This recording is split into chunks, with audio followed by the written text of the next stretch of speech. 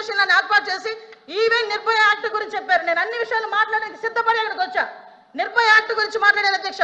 దిశ చట్టం అని చెప్పి లేని చట్టాన్ని తీసుకొచ్చిన తర్వాత చాలా మంది దిశ పోలీస్ స్టేషన్కి వెళ్ళి మీకు కంప్లైంట్ ఇచ్చామంటే దిశ చట్టం ద్వారా మేము నోట్ చేస్తున్నామన్నారు.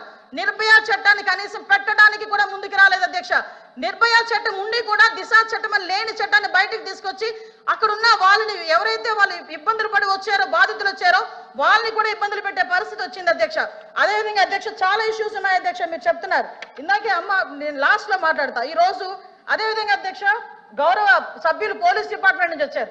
ఒక కేసు వచ్చిన తర్వాత దాని ఇన్వెస్టిగేషన్ చేయాలి, దాని గురించి సంబంధించి ఛార్జ్ షీట్ ఫైల్ చేయాలి, ఫోరెన్సిక్ డిపార్ట్మెంట్ నుంచి మనకి రావాలి అధ్యక్ష, రిపోర్ట్లు కూడా రావాలి.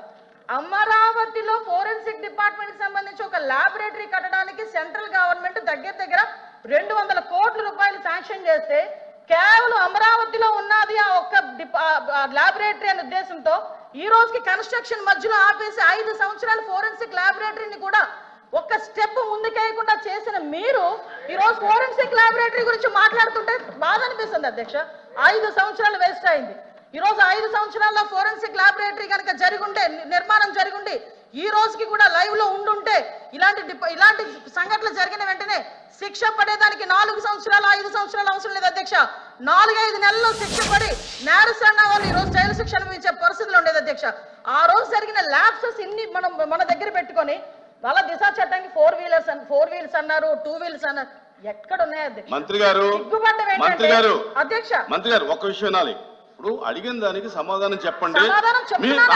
మీ ఒక్క ప్రశ్నకే అరగంట టైం తీసుకుంటే సభ నడపాలి కదా. మీరు క్లోజ్ చేయండి.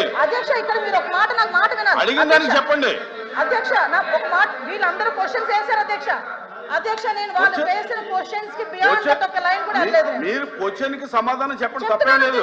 క్వశ్చన్ కి సమాధానం మీరు పూర్వపరాలు వర్తమానం అన్ని చెప్తేలాగా వన్ వర్డ్ ఆన్సర్ చెప్పలేం కదా. వాళ్ళు క్వశ్చన్స్ అడిగారు, మేము చెప్తున్నాము. కూర్చోండి అధ్యక్ష చెప్పండి మంత్రి. 5 సంవత్సరాలు లా అండ్ ఆర్డర్ ఫెయిల్ అయింది, నిజంగానే ఫెయిల్ అయిందండి. శ్రీనివాస్ గారు కూర్చోండి. శ్రీనివాస్ గారు కూర్చోండి. కూర్చున్నారంటే ఇంక నిజంగానే ఫెయిల్ అయింది. కూర్చోండి. మేడం చెప్పండి. మాట్లాడుతున్నారు అధ్యక్ష, ఇది కాదు, సభ్యత కాదు. నేను సమాధానం చెప్తున్నాను ఒక మంత్రిగా.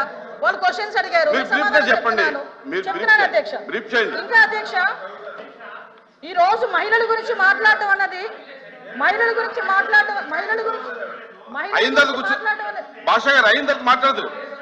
మేడం గారు చెప్పిన తర్వాత నేను మీకు